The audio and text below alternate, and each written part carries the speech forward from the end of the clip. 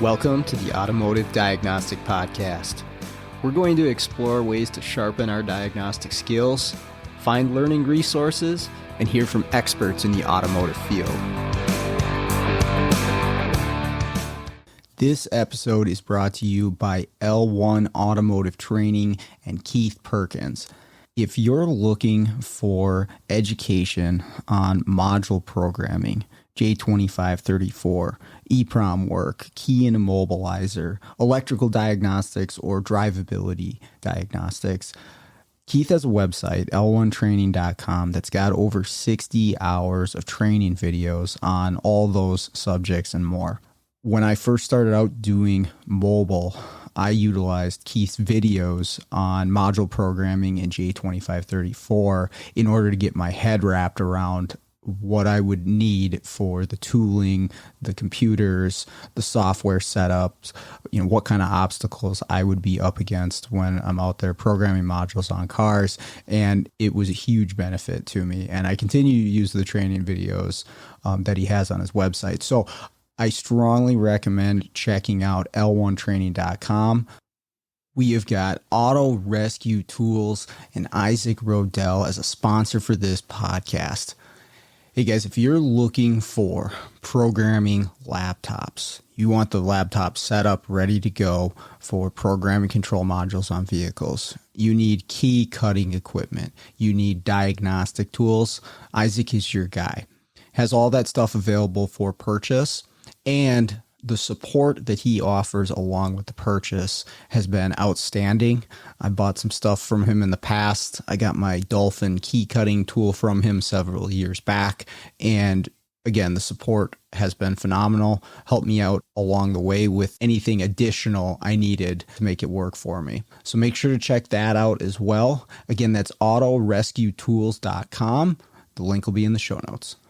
Hey, what's going on, automotive world? Welcome to another episode of the Automotive Diagnostic Podcast. My name is Sean Tipping, and I'll be your host once again for today's episode. Thank you for joining me.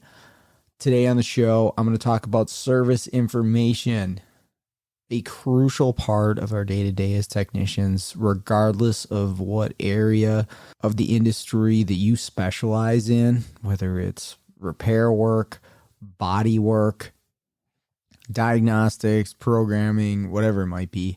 You're going to use this all the time. And I can't see getting through my day without it.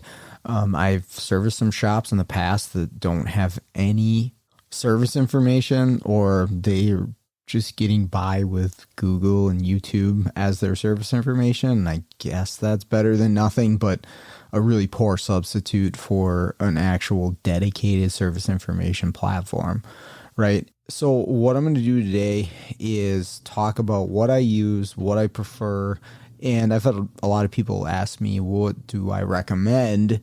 If I want to go out and buy a single platform or subscribe to a single platform for service information, what should I get, right? And it's like scan tools, right? What's the right answer? All of them. And there might be a little bit of redundancy as far as service information goes, but I do use multiple platforms. And I also want to put out there right now, I am not sponsored by any service information platforms. I don't get a discount or a kickback or any type of financial gain from what I'm going to recommend and what I'm not going to recommend here. It is just from Sean's experience out in the field and doing different aspects of this profession, right? Being a repair technician from day one, until the time I left Firestone, working in the college and helping students navigate service information, and then being out doing mobile. What do I see as the most beneficial platforms if you're going to, fork over some money from service information? And that's actually the first thing I want to touch on is people complain about the price of service information. Just don't, right?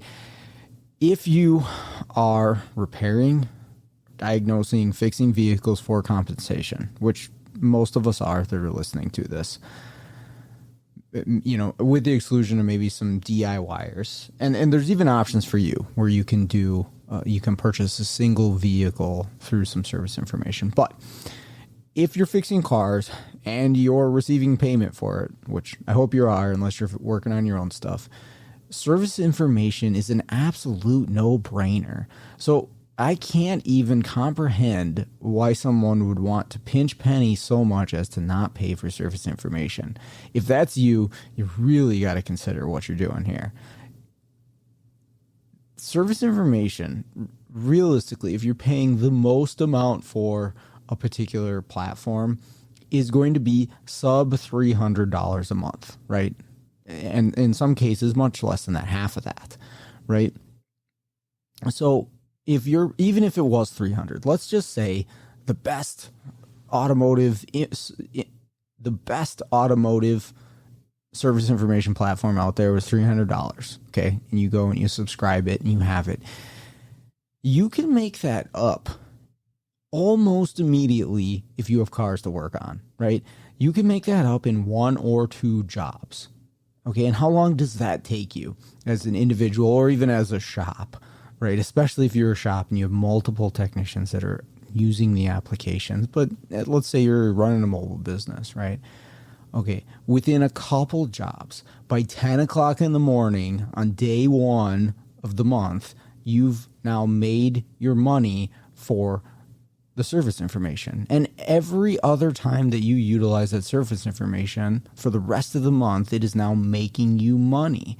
And how is it making you money? We'll talk about that a little bit, but it is giving you the information that you need to either figure out what's wrong with these cars or fix these cars or find something on a car in order to get it done.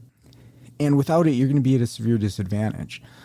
Anyways, I probably don't have to preach that to most of the people listening to the podcast, but in case that's you and you need to hear it, just go buy it, right? If you're not using anything or you've been hesitating on dropping the money on a legitimate service information website, you're just getting by on Google or YouTube or whatever, it will make your life so much better on the day-to-day working on cars, diagnosing cars, whatever you're doing out there. All right, cool. So we got that out of the way. Now, what are out there for options and what are we looking for in a good service information platform, the one that we want, right? And of course, this is going to depend on the shop, what you're doing, how you're doing it, which one's going to be right for you, right? And so the things that I talk about here might not exactly apply to your shop or your day-to-day, but I do have a fair amount of experience in various aspects of this industry. So the big 3 that are out there for aftermarket service information are AllData, Mitchell, and Identifix. And that's been true for a very long time.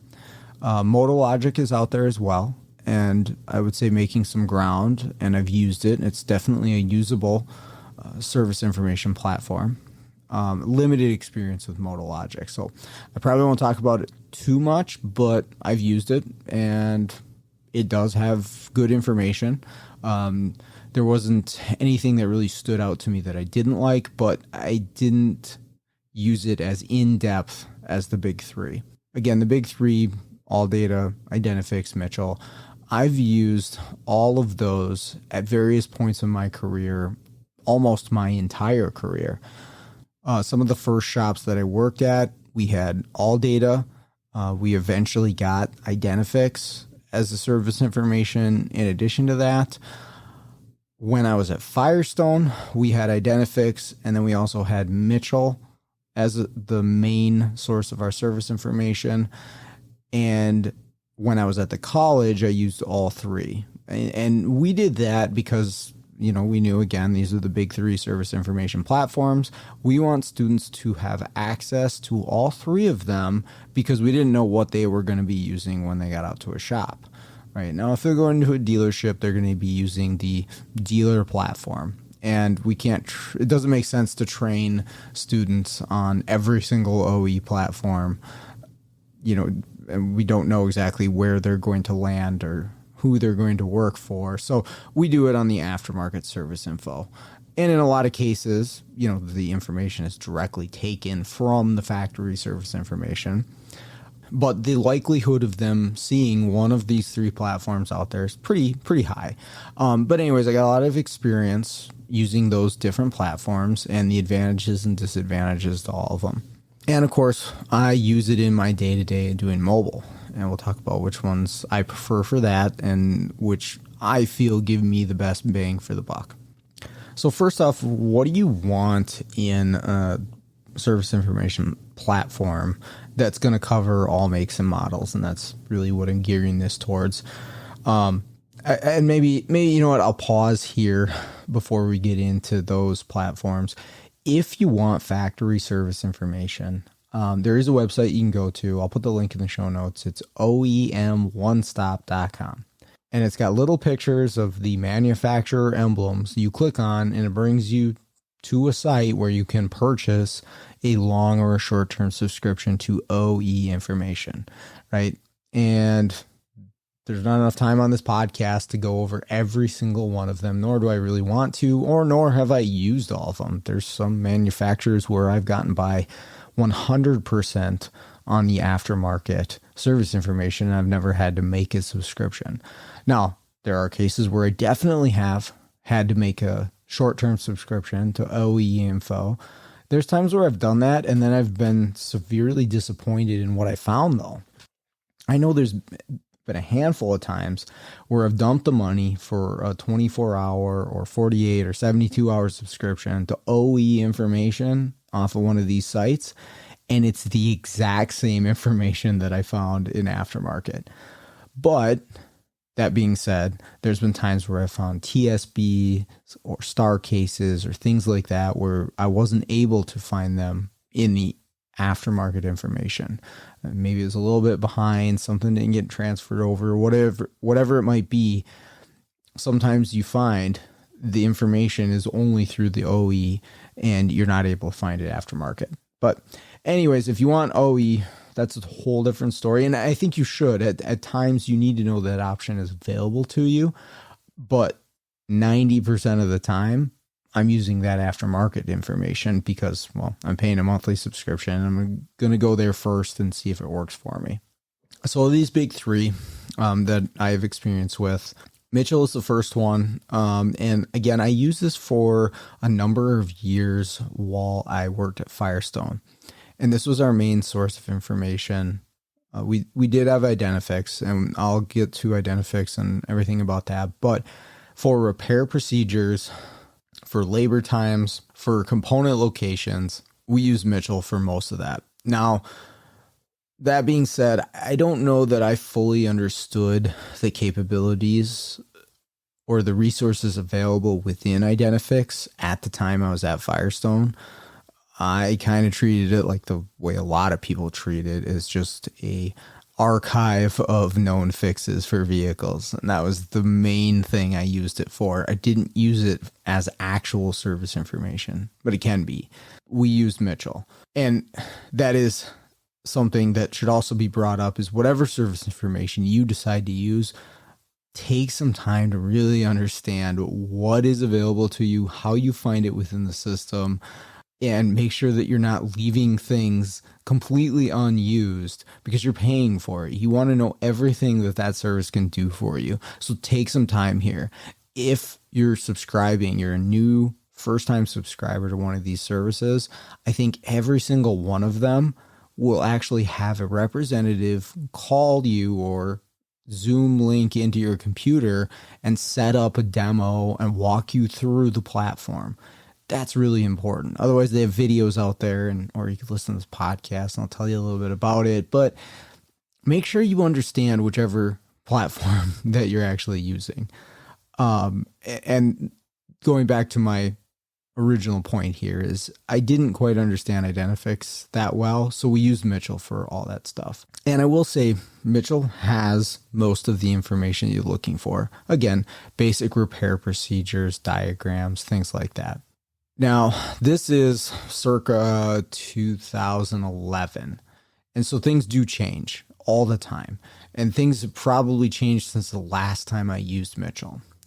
But one of the things that I liked about Mitchell at the time when I was at Firestone compared to other service information's systems that I had used, All Data Identifix being the big ones, was that it had the redrawn diagrams. Now, nowadays, every single platform has redrawn wiring diagrams, but I really like these when I first saw them, mainly because they would group systems onto one or maybe two diagrams, right? So I want to see every component involved with the starting or charging system. I can just click on starting system and it shows me every component involved. All right. Oh, wait, the instrument cluster is part of the starting system on this vehicle? I had no idea, right? But it plays a role with the anti-theft system or something like that, right? And just a random example of something. But it would put all the components that are involved with a particular system, like the horn or the power windows, onto one or maybe 2 or 3 pages, depending on how many diagrams are included, but it's all there, right? Whereas sometimes with factory service information or factory diagrams, it's not so easy, right? It's strewn across 6 or 7 different diagrams. A CAN bus network or data network is another example.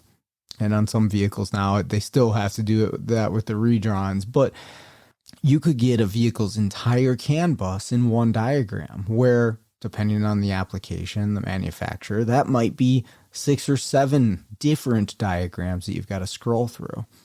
So I really like that. I really liked it for Europeans. I was not a great, probably still ain't a great European technician.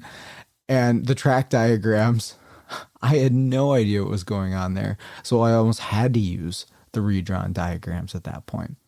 Anyways, that was their strong suit back in the day. Now, again, I realize every single one of these platforms that I'm talking about now has redrawn diagrams, and they all look the same. So I'm not sure exactly the legalities and how they work that out, but they all look almost identical between the 3 platforms. So that doesn't quite apply, but that was one of the things that I actually did like about Mitchell. Now, the rest of Mitchell, I didn't love. And again, I do want to say this with understanding that things change all the time. The platforms are going to be updating. They're going to be improving how things are constructed and how things are found.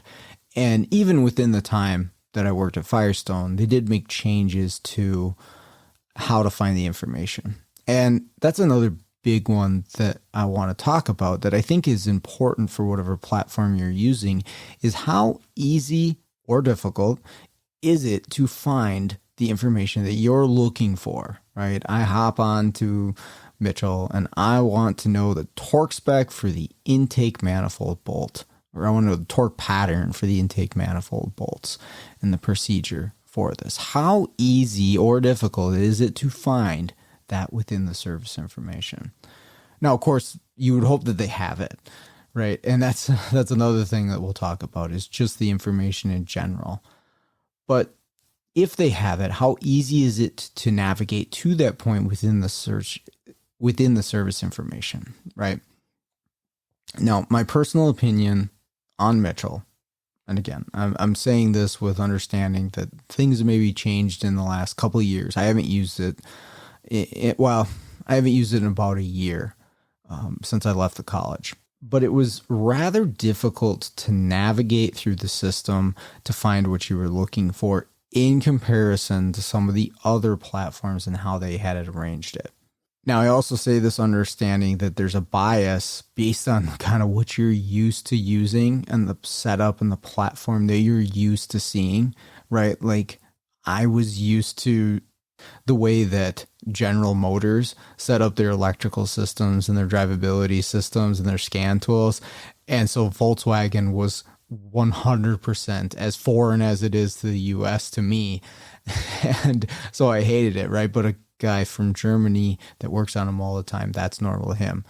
And the same thing could be true. So tell me if that's the case, that you actually really like the way that Mitchell organizes their information. But me personally, I did not like the way that you had to search or to try to find information. And I learned, and actually it was a strong suit of mine because we would use Mitchell for our service information, and other techs would struggle in the same way that I did to find a repair procedure or to find a component location. And I forced myself to figure out where this information lived in the Mitchell database. Of course, it depends on the vehicle that we're talking about, but I was able to at least get an idea of, okay, they kind of do it this way. They put these components here. And just, it wasn't intuitive to find the information that you were looking for. Even the search function, right? They had a keyword search is what I remember. And the problem with that is it might bring up what you're looking for, but it's going to bring up 100 other documents. And what they love to do is bring up these general documents that I don't know why they were fed into every vehicle, but they literally were built to apply to any vehicle, right? They were just going to talk about fuel injectors, and they would pull up these documents under your search, and they had nothing to do with the vehicle that you had selected and set up. And so you're clicking on these things, you're like, this doesn't apply, this doesn't apply. This is general information, general descriptions that don't apply to this vehicle at all. And I always hated that. And so you had the keyword search for me was just cumbersome, and it didn't work well for me. So I took the time to figure out exactly where the information actually was within the service. So you click engine and you click mechanical, and then you clicked R&R, and then you can be into the procedure that you're looking for.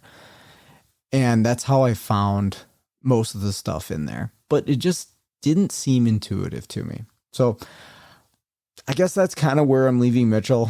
I know that's not a glowing review, but I don't use it right now currently. I didn't see any reason to subscribe or to pay the money for it. So I don't use Mitchell, but I know it's a very popular one out there. So I did want to bring it up. And apologize if they've improved things, over the last year. Someone please do correct me if I'm wrong on what I'm saying. But that was my personal experience. So the other two are AllData and Identifix. I'm going to go with Identifix next. It's probably the one that I've had at almost every place that I've worked. I had it at the very first shop that I was a full-time tech at. I had it at Firestone. I had it at the college. I have it now. And again, Identifix, obviously known for, and I think one of its strong suits as to why you might want to consider paying for it, is the archive of fixes that are built in along with service information. And that is one thing I didn't quite realize back in the day, that it also had really good service information built into it. But it's the archive of fixes and the ability for the hotline functions where you can call in and have an individual specializing in one vehicle line to help you out. And of course, that's an additional fee, but that's a service that's available to you. And it was a really powerful tool, especially when I was starting out in this industry, right? You have your vehicle punched in, and you're going to get 10 different scenarios of that vehicle and what fixed it. And they're going to rank it by the amount of confirmed fixes for the problem that you typed into the search bar. That was pretty huge for me as a new technician learning all this stuff. Now, the argument could, and I think should be made, Fonzel talked about this on one of his podcasts, is while that's really helpful to you as a technician trying to find his way in this industry and not piss off customers by making bad calls or not fixing the vehicle, and you're also trying to make money, that was a really great thing, but it can and is and was used as a crutch. Right. And meaning you're not going to develop your own diagnostic muscles. And that's usually where we bring Identifix back to, right? No one's hammering on the repair info that you find in Identifix. It's the same as what you find in AllData. It's the confirmed fixes. and how those are used as a crutch instead of exercising your own diagnostic ability. And Matt made a really good point that I guess I'd never quite connected the dots on it. And this is a downside to Identifix is I think if you've used Identifix in the last few years or use it currently, I think anybody would admit that the last 10 years of vehicles on Identifix, right? Maybe a little bit less, but honestly, right around 15 or so, you go in and there is way less confirmed fix and information on these vehicles. And Matt brought up the point that the more often that a system like Identifix is used to fix vehicles, the less often technicians are actually figuring this stuff out for themselves. And the less often those fixes are now going to be placed into the archive, right? Now it gives you an option to say, hey, what fixed it? I would say most people don't do that. I don't do it. I don't want to give them free information, right? That was always my thought. I was like, well, hey, I'm paying for this. I'm not going to give you free info. Well, I maybe in a way you could have looked at it like it's helping you down the line. Okay, but what Matt's point was if all we're relying on is statistic-based fixes, right? It fixed the problem this amount of the time. Over time, the more that you do that, the real work that happens in order to make a fix isn't happening, right? And so that information isn't getting pumped back in as often, right? People are still doing it. They're still getting fixes. There's still stuff on newer vehicles, but there's way less than there used to be. And that's my honest opinion. Someone, again, can correct me if I'm wrong, but thinking back to, I want to say like 2008, and what I could punch in on Identifix and see for the vehicles, I think the information was a lot more than what I'm seeing on vehicles today. And I think that does play a role in it, right? That we're just giving up our actual diagnostic thought process and working through the problem, getting our butts kicked and making a bad call, and just relying on the statistical base confirmed hit to make our decision for us, and relying on that being the fix, 80% of the time, and then you don't make a note of it, and eventually you just have less confirmed fixes. And now we're back to, hey, we got to figure it out on our own because there's no Identifix hit to tell us what it is. I should make a note that AllData and I think Mitchell too both have a community-based, somewhat similar system to the confirmed fixes on Identifix. Now, Identifix had a whole group of people that, worked in a call center basically that were developing this library, and they still do as far as I'm aware. They were purchased from, or Solera purchased them a number of years back, and I know things have changed a little bit there, but AllData and Mitchell have a community-based platform where people can kind of put up confirmed fixes and stuff. Those, in my personal opinion, are more or less just forums. Now, they might be geared more towards professional technicians than just a Google forum, but I'll be quite honest, I haven't found a lot of value in them. Someone, again, can correct me if I'm wrong. I'm sure there is value out there. I'm sure you can find some good stuff, but it's one of those things where it's like, how much do I have to sift through in order to find something that's, legitimate? And I don't know what the vetting process is for the information that gets put up on those community-based setups. I don't know. I haven't felt that it is quite as valuable as the fixed database that's in Identifix. And truth be told, I use it all the time, right? The confirmed fixes, because I think it was Brian Pollock was on the show a while ago. If there's 100 confirmed hits on something, yeah, I'm going to go look at that first. I'm going to test that first. Now, you build in actual testing to what's most likely to be failed, and you got a winner there. That's where it's at. But what do you do when there is no confirm fix? There's nothing. You type in something in that search bar and nothing comes up. Okay, what do you do now? Now you actually have to use it as a service information. And I do want to point that part out about Identifix is I actually really like it as a service info. I really like how their information is organized. I like their search function.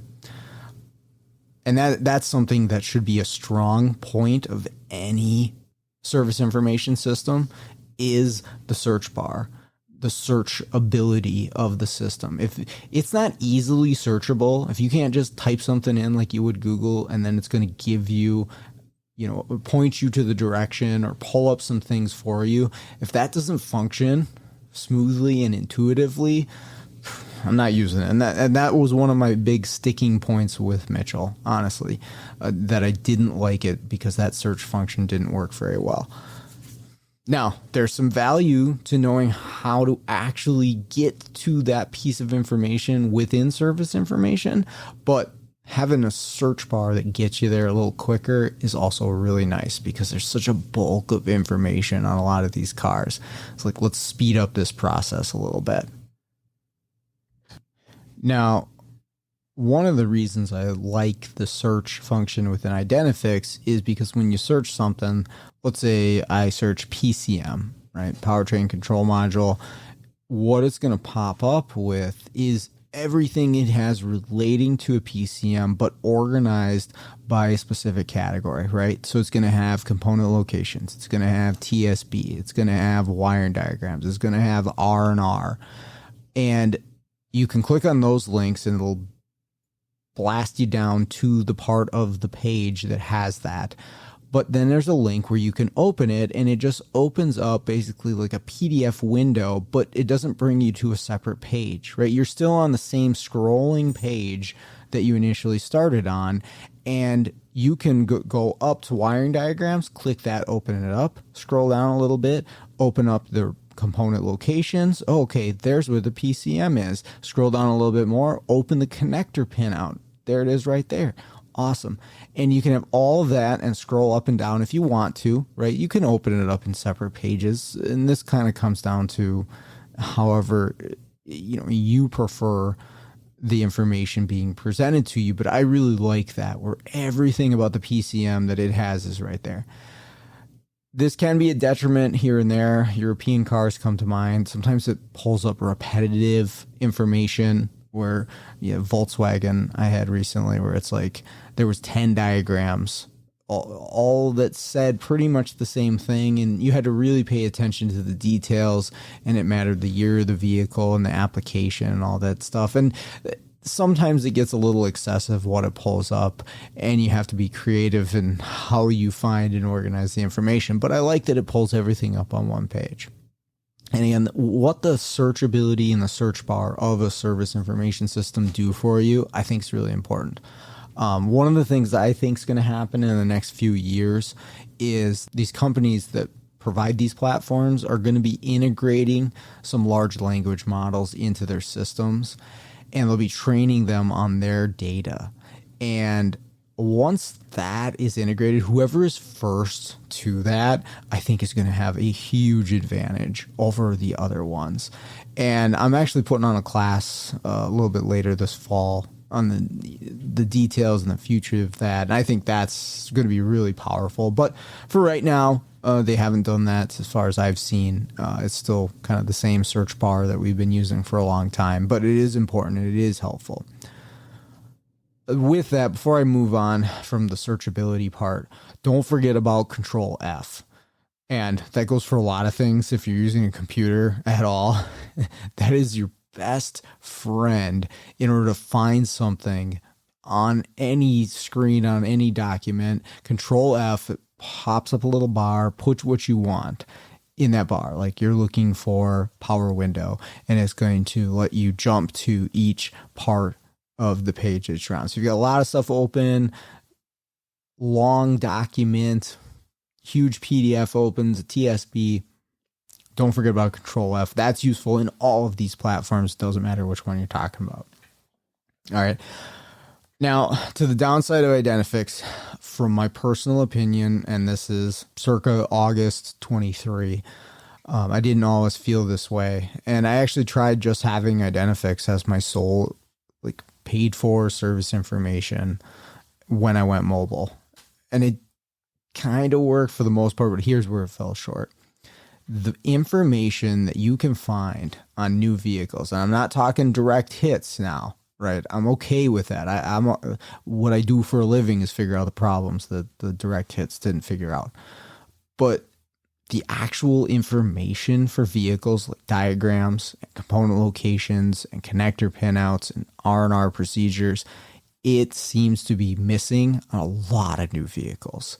And I'm talking 18 plus in a lot of cases. And I'm seeing a lot of 18s now, right? That's starting to get to the point where they're hitting these shops in the aftermarket world. And whoever is in charge of that with Identifix, I'm sure it's not an easy task, and I'm sure you got to pay a lot of money and jump through a lot of hoops.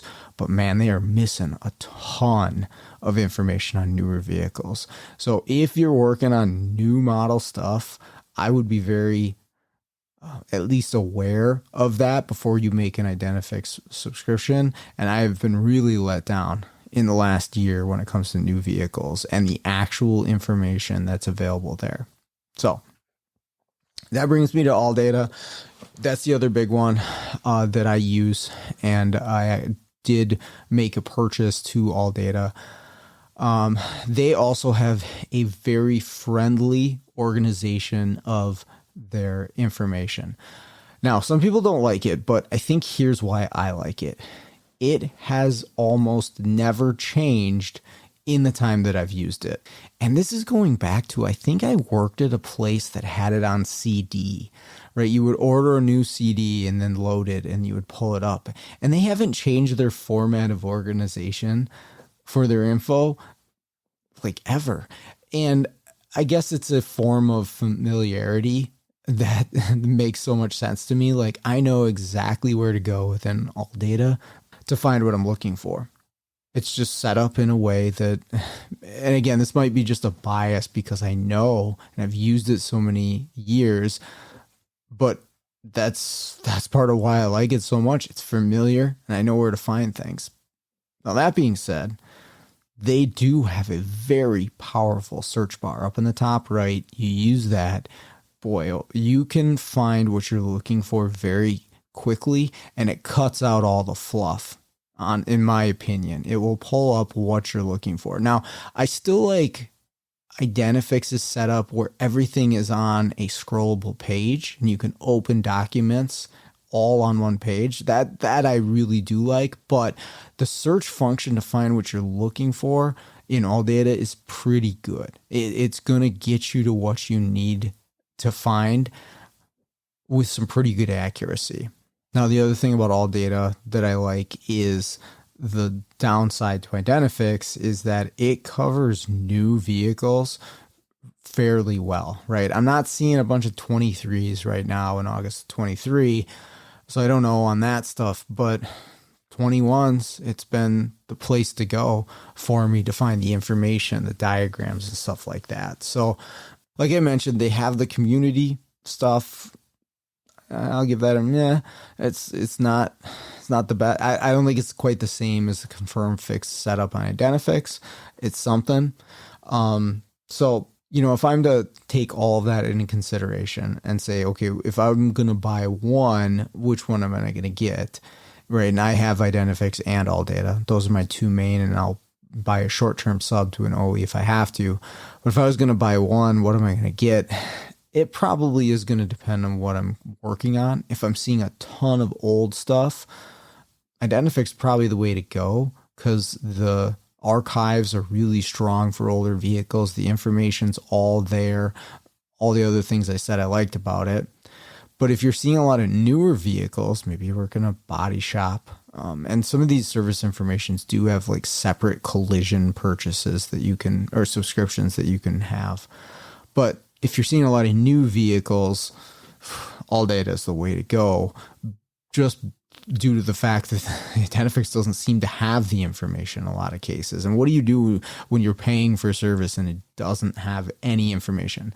And that's a good question. Let me answer that. Actually, you can submit a request probably through all of these services, but I know with Identifix you can submit a request and they will send information to you in a lot of cases. And I am aware of that. But my problem is this car's in front of me right now, or maybe for you, it's in your bay right now.